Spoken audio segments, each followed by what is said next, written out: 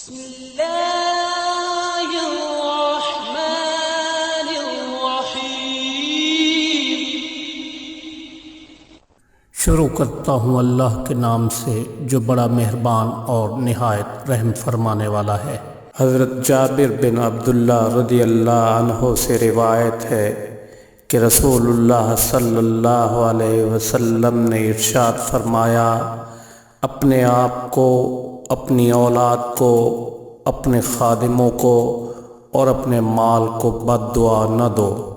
ایسا نہ ہو کہ وہ گھڑی دعا کی قبولیت کی ہو اور تمہاری دعا قبول ہو جائے۔ حضرت حازم بن حرملہ رضی اللہ عنہ کہتے ہیں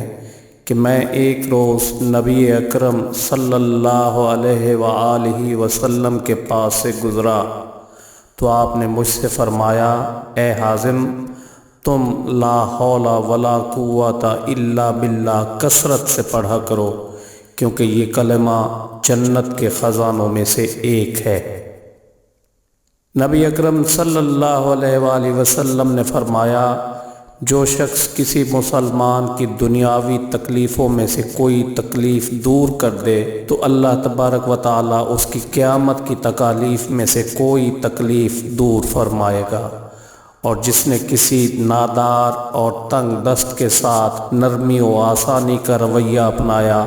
تو اللہ تعالیٰ اس کے ساتھ دنیا و آخرت میں آسانی کا رویہ اپنائے گا، اور جو شخص کسی مسلمان کا عیب چھپائے گا تو اللہ تعالیٰ دنیا و آخرت میں اس کا عیب چھپائے گا۔ اللہ تعالیٰ اپنے بندے کی مدد میں رہتا ہے جب تک کہ بندہ اپنے بھائی کی مدد میں رہتا ہے۔ اللہ پاک سے دعا ہے کہ اللہ پاک ہمیں ان احادیث مبارکہ پر عمل کرنے کی توفیق عطا فرمائے، آمین۔